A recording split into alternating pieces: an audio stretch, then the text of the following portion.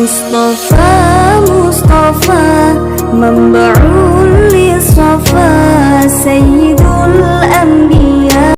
ما أصاب من مصيبة في الأرض ولا في أنفسكم إلا في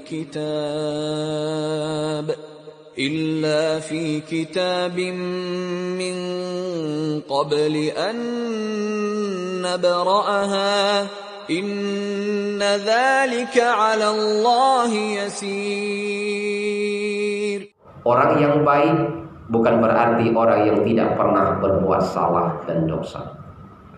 Tapi orang yang baik itu adalah orang yang selalu ingat dan mencari kesalahan apa yang pernah dia lakukan. Hari ini harus lebih baik daripada hari kemarin. Itulah dapat syarat yang kami hormati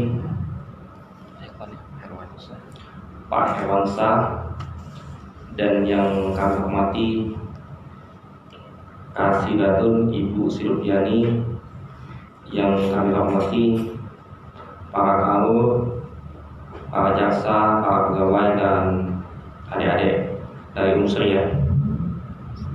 Alhamdulillah, dalam kesempatan pagi ini kita kedatangan tamu, yaitu Bapak Herwansyah MSOS, yang mana pada kesempatan ini beliau akan mengisi ceramah, yang mana acara ceramah kita ini 1 bulan 1 kali, yang tujuannya untuk menebalkan iman kita sehingga kita akan selalu bisa menjaga integritas. Mohon izin Bapak, tempat dan waktu kita persilakan untuk Bapak mengisi ceramah pada kesempatan ini, Pak. Assalamualaikum warahmatullahi wabarakatuh. Waalaikumsalam warahmatullahi wabarakatuh. Sudah sarapan belum, Bu? Alhamdulillah. Mana tidak terdengar salamnya tadi. Sebelum mulai saya pantun sedikit ya. Daun salam, daun keladi, yang jawab salam saya doakan naik haji. Amin. Kita ulang. Daun salam, daun keladi. Yang tidak jawab salam saya doakan ibu-ibu semoga suaminya nikah lagi. Amin. Kenapa tidak diaminkan? Lazi anzala al-Qur'an hudan linnas wa bayyinatin minal huda wal furqan. Asyhadu an la ilaha illallah wa asyhadu anna Muhammadan abduhu wa rasuluh. Allahumma salli wa sallim ala sayyidina Muhammad wa ala ali sayyidina Muhammad, amma ba'd. Bapak Kepala Kejaksaan Negeri Kabupaten Oki, yang dalam hal ini diwakili oleh Kasih dan stafnya yang insyaallah kami hormati, Ibu Kasih yang sempat hadir yang kami hormati, serta seluruh jajaran karyawan Kejaksaan Negeri Kabupaten Ogan Komering Ilir yang sempat hadir pada pagi ini dalam majelis kita 1 bulan sekali. Mudah-mudahan Allah berkahi dan menjadi bagian dari amal ibadah kita kepada Allah Subhanahu wa taala. Amin. Amin amin. Salawat beriring salam, mari selalu senantiasa kita bersalawat kepada junjungan kita Nabi besar Nabi Muhammad Rasulullah sallallahu alaihi wasallam. Saya tidak lama-lama, Bu. Ya, paling 2 jam saja.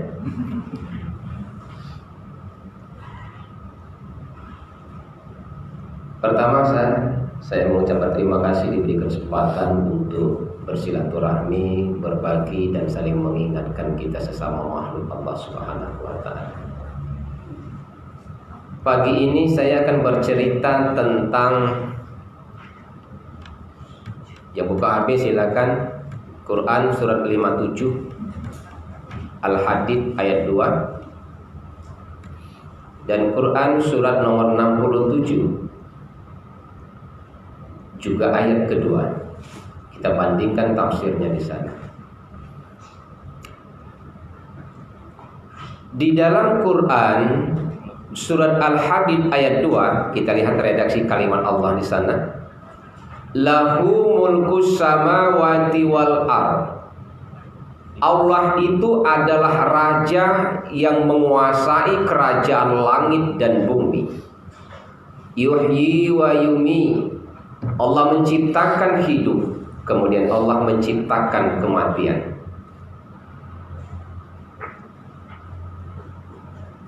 Al-Mulk ayat 2 dibalik kalimatnya oleh Allah. Allazi khalaqal mauta wal hayata liyabluwakum ayyukum ahsanu amala. Dialah Allah yang menciptakan mati, kemudian Allah yang menciptakan hidup. Bisa dipahami keduanya? Kalau Al-Hadid, Allah ciptakan hidup kemudian mati. Tapi dalam Al-Mulk Allah ciptakan mati kemudian hidup. Apa maksudnya Allah ini? Ada yang hidup dulu kemudian mati. Ada yang mati dulu kemudian hidup. Kalau kita berbicara hidup kemudian mati, itu sudah tidak aneh lagi, Ibu Bapak. Setiap hari mungkin kita saksikan saudara dan keluarga kita, tetangga kita mati, hidup kemudian mati. Tetapi di dalam surat Al-Mulk Allah jelaskan allazi khalaqal mauta wal hayata liyabluwakum ayyukum ahsanu amala. Dialah Allah yang menciptakan mati dulu kemudian hidup, supaya kelihatan siapa di antara hamba-hamba Allah itu yang paling baik amal ibadahnya. Maksudnya apa? Ayo, bisa kasih contoh tidak? Apa yang mati dulu kemudian hidup? Ada yang bisa kasih contoh? Mati dulu kemudian hidup.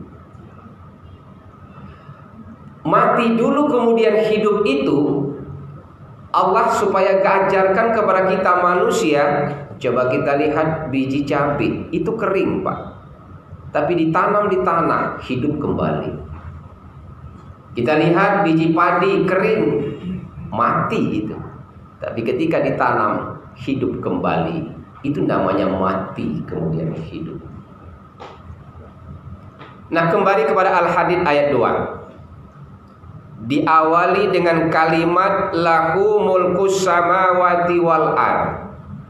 Allah itu raja yang menguasai kerajaan langit dan kerajaan bumi.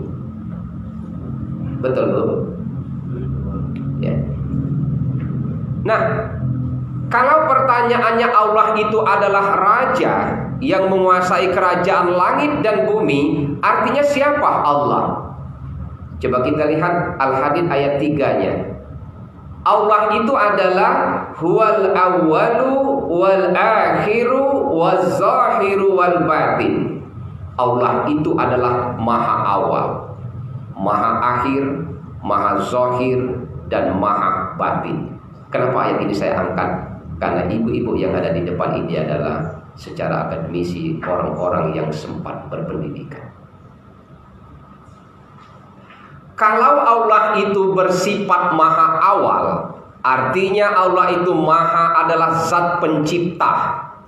Dan kita manusia adalah bagian dari makhluk yang diciptakan. Ada perbedaan.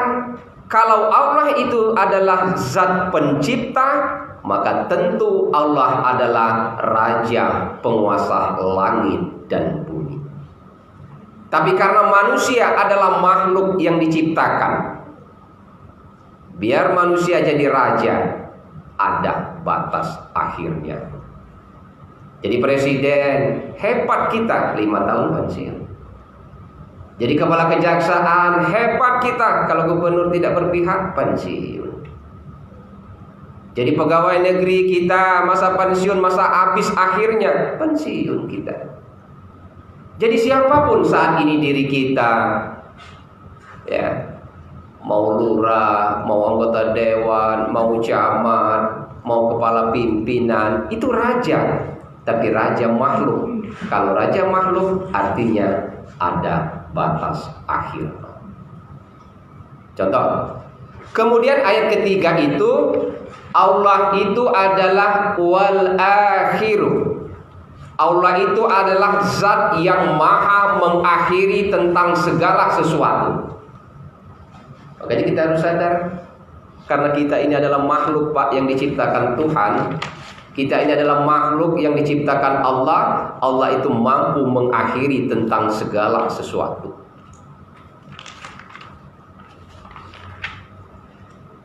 Jadi kalau Allah itu adalah mampu mengakhiri segala sesuatu, ya.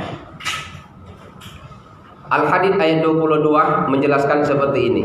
Makanya hidup kita ini Ibu, ya, jangan terlalu cinta dengan dunia. Makanya ada sebuah hadis menjelaskan kalau kita cinta akan akhirat, dunia akan ikut. Tapi kalau kita mencintai dunia, akhirat belum tentu akan kita dapatkan. Rukun iman ada berapa? Ada 6. Yang keenam apa? Percaya kepada qada dan qadar. Ketentuan kita ini hidup baik dan buruk telah Allah tentukan. Contoh Al-Hadid ayat 22. Ya. Ma asabah min musibatin fil ardi. Apa yang terjadi musibah dan bencana di bumi, maksudnya terjadi bencana di bumi, wala fi anfusikum, dan juga terjadi musibah yang ada pada diri kamu sendiri, min qablu an nabraha. Saya tidak setuju malaikat yang ada di dalam ini. Ya. Ketemu ayatnya? Ya, kita ulang kalimat 22 Al-Hadid. Ma asobah min musibatin fil ardi. Apa yang terjadi bencana atau musibah di bumi. Betul kalimatnya? Wala fi anfusikum, dan juga bencana atau musibah yang menimpa diri kamu sendiri. Min qablu an nabraha, jauh sebelum kita dilahirkan, takdir kita itu telah Allah tentukan. Jadi takdir kita ini sebelum lahir sudah Allah tentukan. Ibu jadi pegawai, sudah Allah tentukan. Ibu mungkin jadi camat, sudah Allah tentukan. Jadi manusia yang beriman itu selalu mengambil nilai syukur dari semua apa yang terjadi. Karena apapun kinerja kita, apapun pendidikan kita, apapun usaha kita, secara tauhid takdir kita telah Allah tentukan.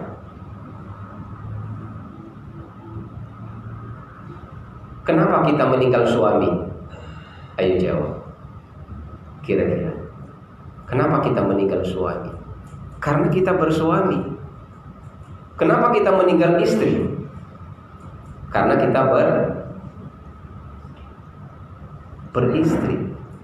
Kenapa kita meninggal anak? Karena kita punya anak.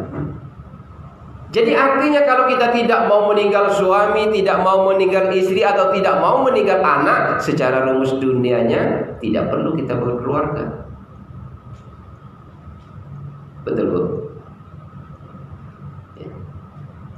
Jadi takdir kita ini baik dan buruk, min qablu an nabraha, jauh sebelum kita dilahirkan telah Allah tentukan. Jadi maksudnya apa? Kita sebagai hamba Allah umat Islam, ambillah dan selalu bersyukurlah terhadap apa yang Allah kasih. Jadi apapun yang terjadi takdir kita selama hidup, apapun yang Allah berikan takdir kita selama kita hidup ini, maka kita tetap harus menjadi hamba yang selalu pandai bersyukur. Ayo aku tanya ibu-ibu, siapa yang sudah bersuami? Angkat tangan.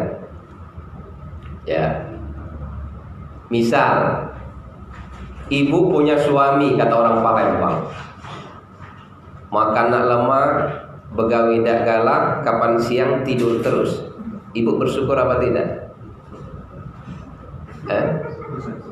Bersyukur apa tidak? Bersyukur.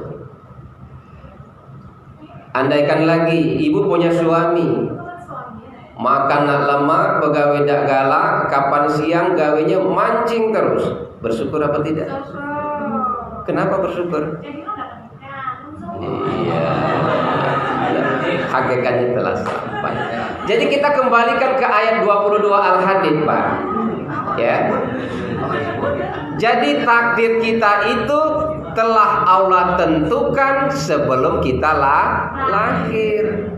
Kalau ibu punya suami, makan nak lemak, begawe dak galak, kapan siang tidur terus, berdoa kepada Allah, ya Rob, aku tetap bersyukur ada yang jaga rumah. Kalau suaminya hobinya mancing, doakan supaya pulang bawa ikan. Jadi ambillah semua nilai-nilai syukur. Dan Al-Hadid ayat 3 kita kembali sifat Allah tadi. Jadi Allah itu bersifat dalam Al-Hadid ayat 3, wal awwalu wal akhiru waz zahiru wal batin. Zahir apa artinya zahir? Zahir apa artinya? Kelihatan. Batin artinya tidak kelihatan. Jadi Allah itu maha zahir. Allah itu bisa dilihat, tapi melihat Allah jangan seperti kita melihat makhluk, Pak. Jadi kita bisa melihat Allah itu supaya iman kita bertambah. Lihatlah bahwa tanda Allah itu ada. Lihat dari semua apa yang diciptakan Allah di langit dan di bumi. Itu bukti Allah. Kemudian Allah itu bersifat batin. Batin itu artinya Allah itu tidak kelihatan, tapi bisa dirasakan. Ibu punya akal, bisa dilihat tidak? Tidak, tapi bisa dirasakan. Ibu punya hati, bisa dilihat tidak? Tidak, tapi bisa dirasakan. Ibu punya nafsu, bisa dilihat tidak? Tidak, tapi bisa dirasakan. Dan kita punya roh, tidak bisa dilihat tapi bisa dirasakan. Kalau ada sebuah pertanyaan, kenapa Allah itu bersifat batin? Artinya ada pada diri kita. Batin itu tidak bisa dilihat, tapi reaksinya bisa kita rasakan. Manusia yang sempurna punya akal, punya hati, punya roh, dan punya nafsu. Itulah bentuk bahwa Allah itu maha batin. Dan kita harus sadar itu. Makanya di dalam Al-Quran, manusia itu adalah makhluk yang paling sempurna. Kenapa manusia itu dikatakan makhluk yang paling sempurna? Karena manusia secara fitrah punya agama. Manusia secara fitrah punya akal. Manusia punya nafsu. Dan manusia punya roh. Nah, kita bisa dikatakan makhluk yang mulia atau makhluk yang sempurna kalau akal kita cerdas tapi tunduk kepada agama. Kalau hati kita tunduk kepada agama. Kalau roh kita patuh dan taat kepada agama. Kalau nafsu kita patuh dan taat kepada agama, maka kita makhluk yang paling mulia. Summa radadnahu asfala safilin. Tapi kami pun bisa jadikan manusia itu lebih rendah derajatnya daripada hewan ternak. Dibalik, manusia punya akal. Banyak manusia yang pintar, cerdas, tetapi tidak patuh dan taat kepada agama. Makanya penjara kita masih tetap bertambah, ya kan? Jadi artinya ibu, tidak ada nilainya di hadapan Allah. Biar pendidikan kita tinggi, biar akal kita cerdas, ya. Kalau kita tidak patuh dan taat kepada agama, maka kita tidak termasuk makhluk yang mulia. Ibu punya akal tidak? Punya. Siapa yang kasih? Allah. Ada yang punya nafsu tidak? Punya. Siapa yang kasih? Allah. Punya hati tidak? Punya. Siapa yang kasih? Allah. Jadi kalau kita ini ingin menjadi makhluk yang mulia, akal kita, hati kita, roh dan nafsu kita harus patuh dan taat kepada agama. baru kita paling mulia. Kita ini hidup cuma sebentar. Hidup kita cuma sebentar. Udah berapa menit? 15. 5 menit lagi kita tanya jawab. Ya. Nanti silakan buka channel YouTube saya, Ustaz Herawan Sarjana Sosial Islam. Saya kebenaran tugasnya di Kuah, Kecamatan Pangkalan Lampang. Ya.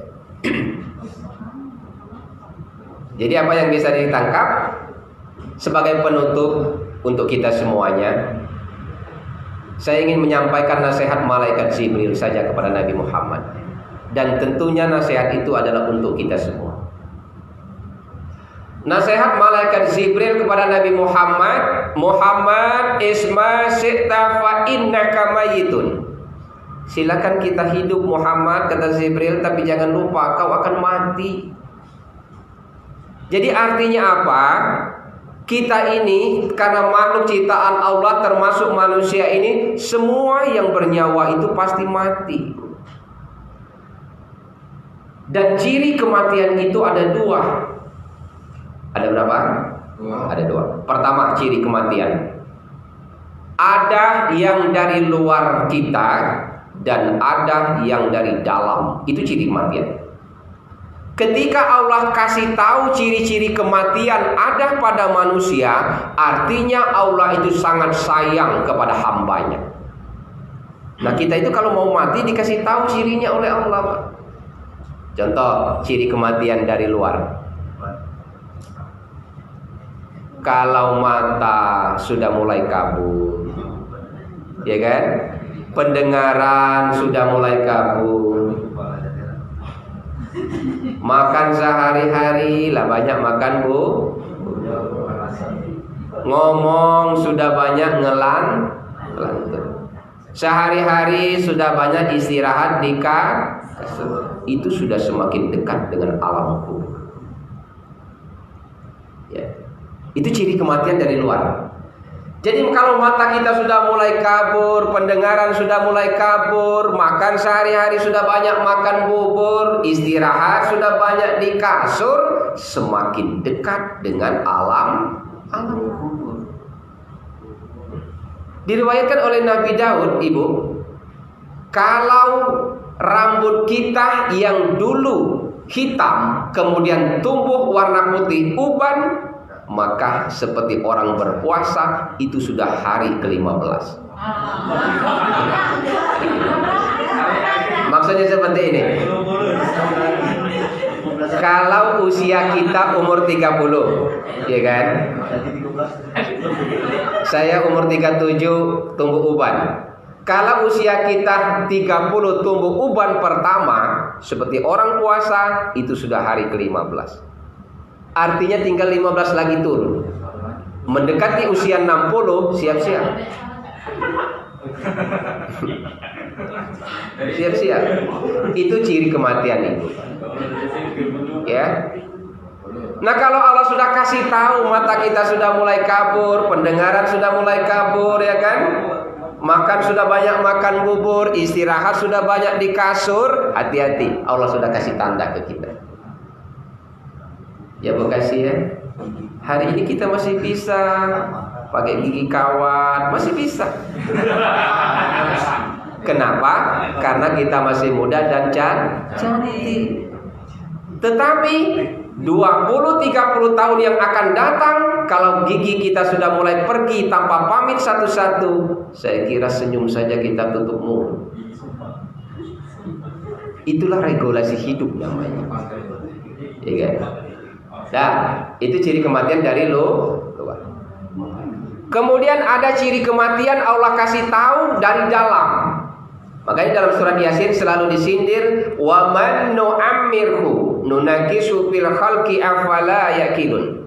Barang siapa yang kupanjangkan umurnya, kata Allah, maka semua nikmatnya akan mulai kukurangi. Kalau dulu makan kolak manis, makan es manis, hebat. Hari ini nyentuh manis saja tidak, sudah takut. Kenapa? Kena diabetes.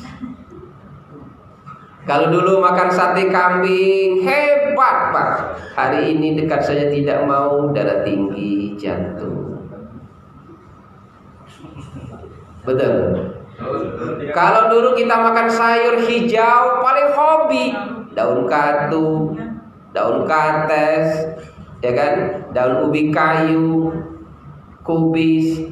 Sekarang kita tidak bisa lagi menyentuhnya, asam urat, rematik. Itu ciri kematian.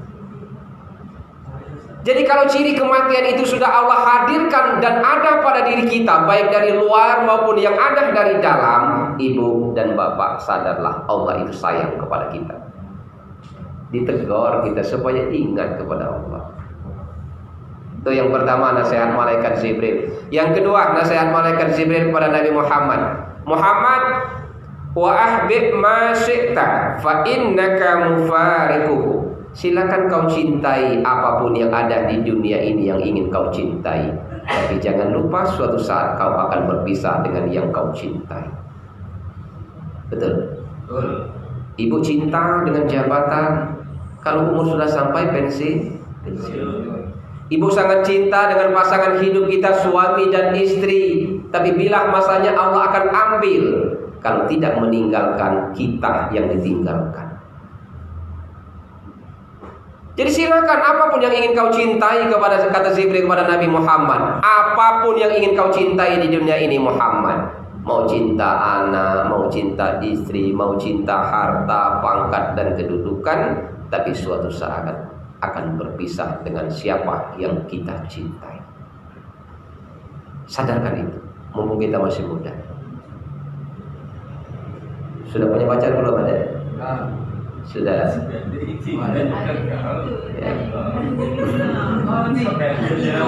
Cinta. Jadi apapun yang kita cintai, suatu saat kita akan berpisah. Mungkin masih pada saat mahasiswa, masih pacaran, ya kan?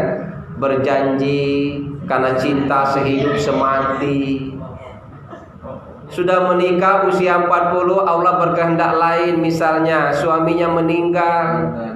Padahal dulu berjanji sangat setia sehidup semati. Begitu suami kita meninggal, misalnya jam 4 subuh Pak, walaupun kita sangat cinta dengan suami kita, kata pengurus kematian, kita kubur jam 10 nanti.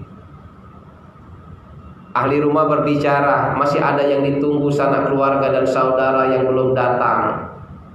Ya, padahal jam 10 akan dikubur. Tapi kalau semua orang sudah layak, semua orang saudara sudah datang, semua melihat orang yang sedang mati, maka akan timbul pertanyaan, sudah semuanya sudah datang, untuk apa lagi kita tunda, kuburkan cepat-cepat. Itu bukti walaupun kita cinta pasti berpisah. Ketika kita sudah dimakamkan di liang lahat, dikubur, semua pengantar jenazah tadi menguburkan kita, diuruk dengan tanah. Semua orang pergi, istri, anak dan saudara, paling yang terakhir belakang. Kenapa? Bukan mendoakan, Bu. Terakhir pulang datang tadi, kalau tanah tadi belum padat, dipadat-padat ke lagi. Iya kan? Minggu pertama bawa 40 hari masih menangis. Minggu kedua sedih. Minggu ketiga masih berduka. Habis 40 hari sudah berpikir, aku kan masih muda, sudah berpikir cari yang lain. Itu membuktikan bahwa apa yang kita cintai, kita akan berpisah. Yang ketiga, nasihat malaikat Jibril untuk Muhammad dan untuk kita semua, wa a'mal ma syi'ta fa innaka matsiyun bi. Silakan kau kerjakan Muhammad. Artinya silakan apapun yang ingin kita kerjakan di dunia ini, tapi ingat, sekecil apapun perbuatan kita, tetap akan diminta bertanggungjawab terhadap apa yang kita kerjakan. Orang yang baik bukan berarti orang yang tidak pernah berbuat salah dan dosa. Tapi orang yang baik itu adalah orang yang selalu ingat dan mencari kesalahan apa yang pernah dia lakukan. Hari ini harus lebih baik daripada hari kemarin. Itulah orang yang baik. Iringilah kesalahan kita dengan kebaikan. Tidak ada manusia itu yang tidak luput dari salah dan dosa. Jadi kata Imam Al-Ghazali, iringi kesalahanmu dengan takwa kepada Allah Subhanahu wa taala. Itu saja yang dapat disampaikan. Masih ada waktu kurang lebih 5 menit, insyaallah. Silakan Ibu dan Bapak jika ada yang ingin kita sharing dan tanyakan, silakan. Ya, Ibu. Izin bertanya Pak ya. Assalamualaikum warahmatullahi wabarakatuh. Waalaikumsalam warahmatullahi wabarakatuh. Gimana Pak misalnya anak kita bertanya, Bu, kok kita nggak bisa lihat Allah? Bagaimana kita menjelaskan kepada anak biar dia tidak memaknainya sebagai Allah itu sebagai sesuatu yang tidak bisa dilihat. Jadi dia memaknainya bukan seperti hantu, jin atau segala lainnya Pak. Gimana kita menjelaskan ke anak? Ya. Banyak di YouTube cerita-cerita tentang ajaran bagaimana mengajarkan supaya anak-anak kenal kepada Allah. Bisa melalui cerita dan dongeng, ya, cerita dan dongeng. Dari cerita yang ada kita buat cerita dan dongeng. Contoh misalnya, suatu saat Nabi Musa alaihissalam dia berdoa kepada Allah, ya Allah, aku ingin melihat wujudmu, ya kan? Dikabulkan doa Nabi Musa itu oleh Allah. Nabi Musa diperintahkan untuk berangkat ke Bukit Tursina. Dan ketika Musa berdoa, ya Allah, tampakkan wujudmu. Ternyata jangankan tampak, bahasa kitanya baru sedikit menampakkan zatnya, bukit itu hancur. Artinya Allah itu tidak bisa dilihat. Karena kalau kita berdekatan dengan Allah, maka zat kita itu akan hancur. Jadi kalau mengajarkan kepada anak-anak membuktikan bahwa Allah itu ada, ajarkan untuk mengenal apa yang Allah ciptakan di langit dan di bumi. Binatang Allah ciptakan, membuktikan Allah itu ada. Binatang di daratan dan di lautan Allah ciptakan, membuktikan bahwa Allah itu ada. Jadi ajarkan buat cerita dengan bahasa-bahasa dongeng, mengenalkan Allah kepada anak-anak kita melalui ciptaannya. Ya. Ada dulu lagu kasidasi siapa? Tentang mengenalkan Allah kepada murid-murid, lagu Sulis ya. Buka di YouTube, sangat indah. Dia pakai audio di padang ilalang, dia mengenalkan tentang Allah kepada murid-muridnya. Buka video itu, sangat bagus, Sulis.